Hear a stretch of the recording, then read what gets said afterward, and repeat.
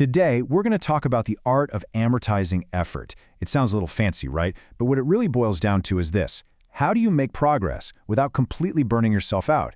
It's a feeling I think we all know way too well, that constant push that just leaves you feeling drained.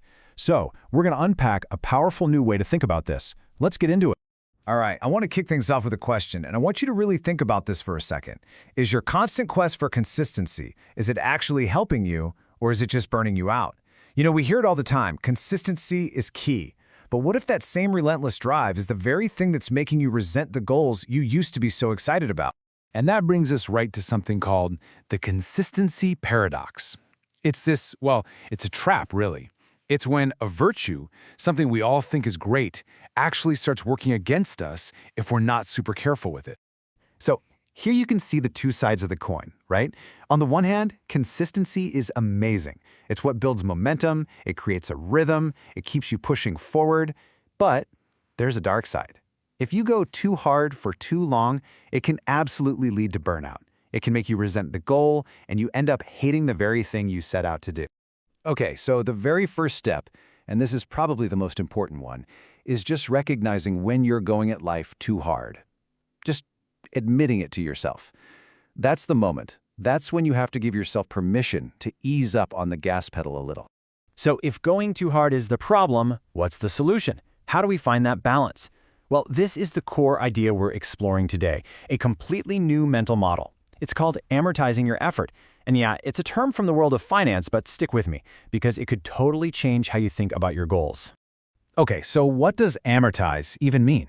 It's pretty simple, actually.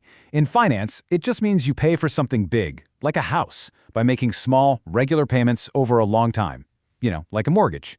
You don't just hand over a giant pile of cash all at once. You chip away at it, month by month.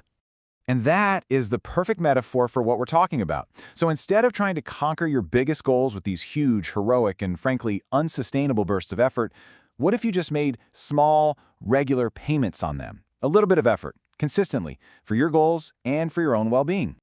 All right, that sounds great in theory, but how do you actually do it? This brings us to a really practical approach, the small bite strategy. It's exactly what it sounds like. Taking something that feels massive and overwhelming and just turning it into a series of small, doable actions. So here's the playbook. Step 1, recognize you're overwhelmed. Just see it. Step 2, intentionally pump the brakes. Slow down. Step 3, and this is the core of it. Take those small bites. Just chew a little each day. That's how you avoid getting swept away. And the final piece, be patient. You have to trust that these tiny efforts are compounding, even when you can't see the progress right away. Now, here's something really important. To keep making these payments for the long haul, you need the right kind of fuel. You might start out with extrinsic motivation, external rewards like praise or money, but that stuff only gets you so far. To really sustain this, you have to find your intrinsic motivation. You have to connect with your why. That's the stuff that fills you up from the inside and keeps you going when no one's watching. Okay, but what about the flip side? What happens if you don't make those small payments? Well, that's where we get into this really powerful idea, life's hidden interest. It's the cost of inaction, and it's a cost that grows over time. I mean, just think about it. What happens when we postpone things? When we avoid that tough conversation or put off that project or just neglect taking care of ourselves? Does that problem just disappear? Of course not. In fact, it's the opposite. And that brings us to this quote, which is, wow, life charges interest on everything you avoid paying attention to. I'm going to say that again because it's so important. Life charges interest on everything you avoid. So what does that actually mean? It means that when you avoid the hard stuff, the work, the honesty, the self-care, that debt doesn't just vanish. It sits there, quietly growing. It's like a credit card bill you never open. The truth is, facing things early, making those small payments, it almost always makes the burden lighter, not heavier. Okay, so once you get this idea of hidden interest, it really shifts your perspective. It helps you move towards a much healthier way of thinking.